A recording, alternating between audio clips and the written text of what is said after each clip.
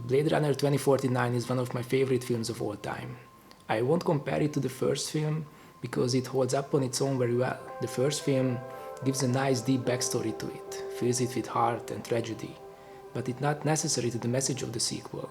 A message that we can learn a lot here after the wonderful year of 2020.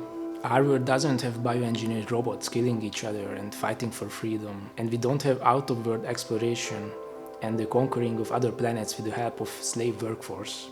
But we do have fractions at war with each other over race, religion, basic human values, and on the way of dealing with threats like climate change and the global pandemic. So I think we have a lot to learn from this film. I like that the movie is about these big world-changing stakes, but it really is contained to the close world of its characters. We rarely see big crowds of people, and even the larger-than-life villain only appears in a few empty rooms. This film really is about its characters, their choices, and what they believe they have to do to reach their goals. At the beginning of the film, the world is seemingly at a steady place. Humans living their lives freely, and replicants serve humans as their slaves because that's what they were made for. Everything is in order. Kay is hunting down rogue replicants, there's peace and happiness. Even Kay, a heartless machine, can find joy in his artificial life. He accepts his place in the world as a programmed skin job, doing what he's supposed to do without questioning orders, even if it means that he has to kill his own kind. He lies that he can go home to his also programmed girlfriend and enjoy happy times together. He accepts that this is the most that he can get out of life, and he would never think about striving for anything more. But this happy, steady world turns upside down when they witness something unimaginable. A replicant who gave birth to a child. A miracle. This unexpected event cracks a hole on the perfectly shaped order of the world. And this takes us and the hero on the most interesting journey, because through the growing cracks we can discover which part of this world of perfect order are actually real. Yoshi witnessed the miracle too. She sees it as danger to the world. The world is built on a wall that separates kind. Tell either side there's no wall, you bought a war. Her job is to keep order, and she believes the only way to do that is to hide this inconvenient truth. She believes that humankind is superior to replicants. She has to believe this because she was born, she had a childhood. So she can't accept that a creature created artificially can be on the same level as her. And even she saw the evidence, she keeps treating it like it's impossible.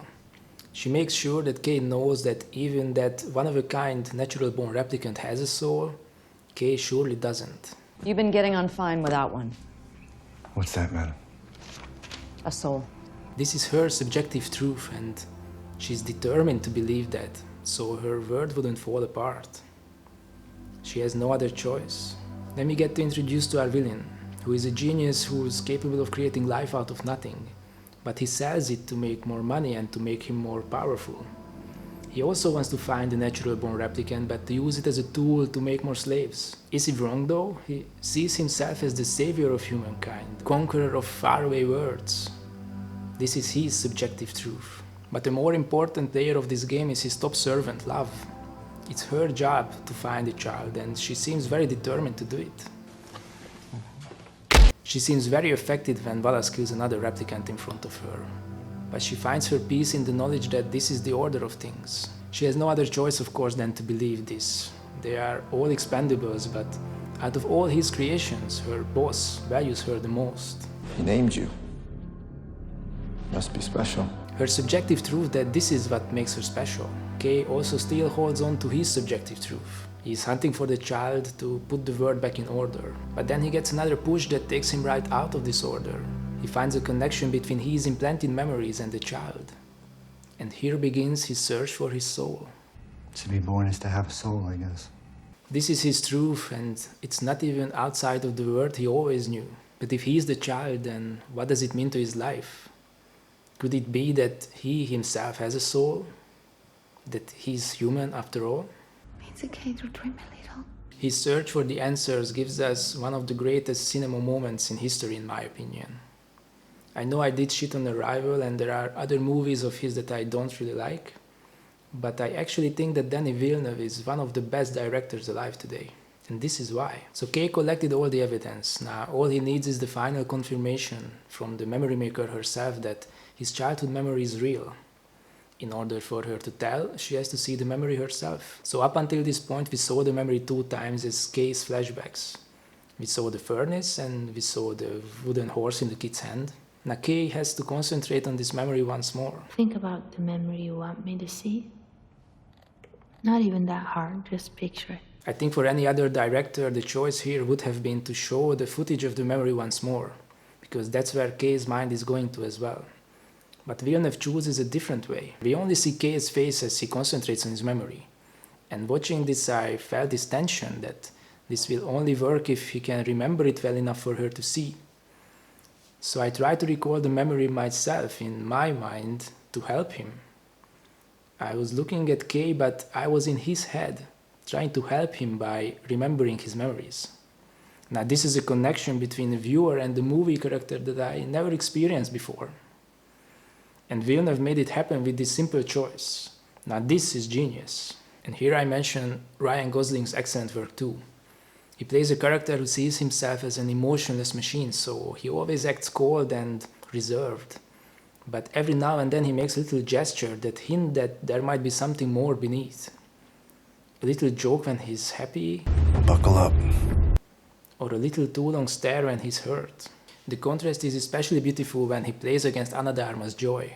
She's someone who shows big emotions because that's what she was made for.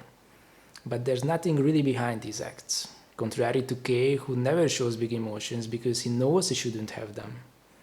But the smile in his eyes reveals the truth. When all the clues come together and he finds the final evidence that he's a real person, he lets this truth out in an explosion. This is what it looks like when your world collapses, when the walls of your subjective truth fall down. Now he is without a belief system to guide him and he is lost. The only way left for him is to find Deckard. Now Deckard can't really give him any answers. He only tells him his own subjective truth. Because that was the plan. This is what Deckard believes while he slowly drinks himself to death all alone. And it is all very logical. They were being hunted. It was easier to disappear separately. He has to believe this or else he would have to face the fact that he left the people he loved the most. He has no choice. After everything goes to shit and Kay gets saved by the rebels, we get to see their goals and the world seemingly gets bigger. There is a whole army of woken up replicants who want to fight for their freedom, and all they need is the miracle, the natural born one, to lead them to victory. This is their subjective truth. Kay also finds out that he's not the natural born one. You imagined it was you. I think the basic value of the film turns here because up until this point, the biggest value that the hero was fighting for was to prove that he was born, that he has a soul, that he's human. Now he knows he's not, but he can't turn back. It's like the film presented its own subjective truth that the biggest goal the hero can achieve is to prove that he is more than just a programmed machine. Now we know the truth that he's nothing more, but still he got to this point against his programming. He can't change the fact that he was born or created. But looks like there are things that he can change. He was a slave to the people who created him, killing his own kind for them, but he's not doing that anymore. And by this a new question arises. What does it mean to be free? And what does it mean to be a slave? If the engineering isn't all that perfect as Wallace tries to make it seem, if the programming in the replicant's brain isn't all that strong, if the knowledge that a replicant can have a child can break this programming, then what really makes them slaves? Programming doesn't just mean that they put stuff in their brain that they can't break off.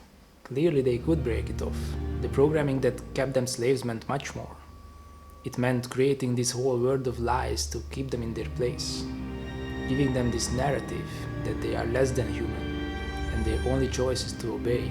But was a narrative only for replicants? It made the humans feel superior while they were giving into easy pleasures and made the world around them turn to shit. Does just being human mean we are free, or can we be slaves to the narrative too? Is it possible that this technique is used in our real world too? Is it possible that through the news and the media we are presented not with facts but with a built-up narrative to calculate and manipulate our behavior to keep us slaves? Yoshi believed the truth that she was superior, but the truth is that she was lonely and weak. She wanted Kay's company, someone who she saw as inferior, but she couldn't even get that.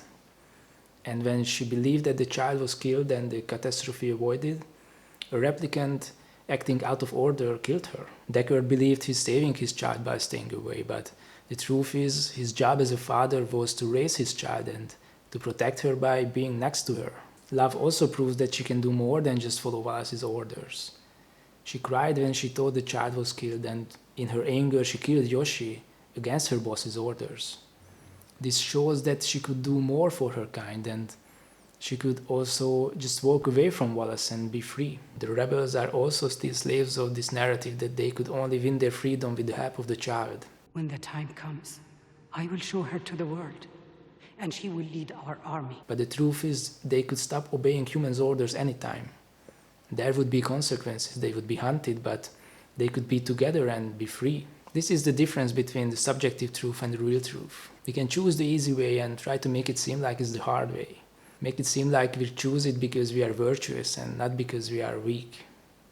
We can choose this subjective truth for ourselves. We can say that we are mean to others because they are also mean to us, and we can say that we can't work out today because the weather is bad, or we eat shit food because we don't have time to cook a good meal. And we can say that we will work on our dreams tomorrow because today we feel tired or sick or we're in quarantine. We can choose to be the victim of our circumstances. It seems especially true after 2020 when all the world went to shit. But it was always shit and always will be shit if you want to see it that way. The world will always give us plenty of excuses that we can use. But this won't make us feel fulfilled, only more stressful, because keeping up the lie is draining work. Draining because it's pointless. But the real truth does exist. It's always there.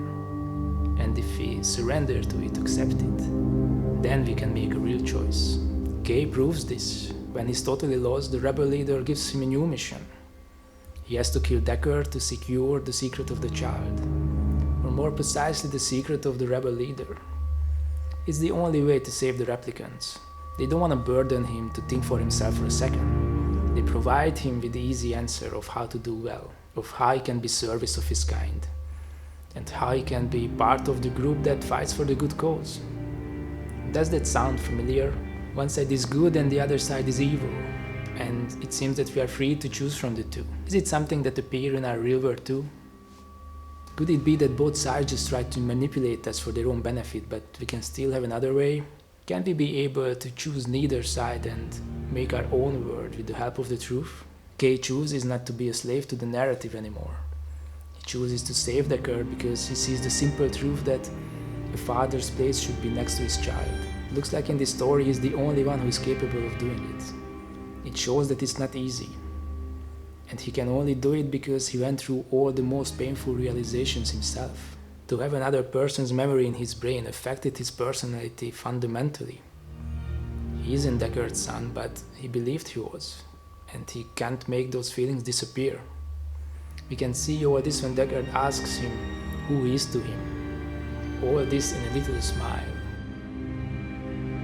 He was on both sides of this war, killing replicants to keep the humans' world safe, and other replicants ask him to kill a human to keep their world safe. But now he has the perspective of the child too, and this makes him realize in a world of dual choices, there can be another way. And he can make the choice because of all the comforting subjective truths. He had to let go of the last one too, the one that was the most important to him, Joy. I love you. His life with her was perfect. He believed that they were equals, both existing within the boundaries of their artificial programming. To humans they were the same, both soulless machines, just imitations of real life. So he let himself enjoy this life of pretending happiness. And he couldn't even go through all the struggles without her. She was the one who believed that he was special, that he can be a real boy after all. He just projected these feelings into her, of course, but still he saw the reassurance in her eyes and it kept him going. He didn't want to be alone. None of us do. But in front of the giant hologram of Joy, he realizes the truth. He has to admit that they are different, that one is truly alive and the other one really is just a machine. He saw the difference all along, especially between the two women. Now he has to accept it. And accepting the truth can be a big sacrifice because now he's sad, broken, and all alone. but he's free. And the sacrifices for his freedom are not done yet. After the inner confrontation, there's still a physical one waiting for him. Love is the perfect opponent in this fight because she is equal to him in every way. She lived her life in slavery too, accepting her role in the world and taking the little joys of life that she could. And that was enough. But the miracle turned her world upside down too. She also wanted the child to be alive. She wanted to learn the secret. She wanted to be more than just a machine too. She even fancied Kay. In other circumstances, they could have even been together. It seems that Yoshi, Decker, the rebels, and Love were all determined by their programming to live only by their subjective truth, and it was impossible for them to see the real truth. But Kay did. And what one person can do, another can do it too. And if you can see the truth and make a choice other than what we are programmed to do, that's the biggest proof of our humanity. The proof that we are free. And even Love injures Kay greatly. At the end he comes back and wins. Because the truth always wins. I think at the end she realized this too. As she was looking at Kay, who is the same as her yet fighting her, killing her. So close to each other. Only the thin veil of water between them and the force that holds her down that separates them. The only difference between them is the choice of being free or accepting staying a slave. I think the great tragedy of this story is hers, that she realized the truth, but only too late. Kay loses his life too, but he sacrifices it for a cause that he chose for himself. That's why he can die in peace, smiling, free. The child is the perfect end goal. She's locked in a literal prison, yet all she does is working on being free. I take my freedom where I can find it. She faces the reality of the world, but even if she's unable to move freely, she doesn't choose to be a prisoner. She uses her own imagination to create a world for herself.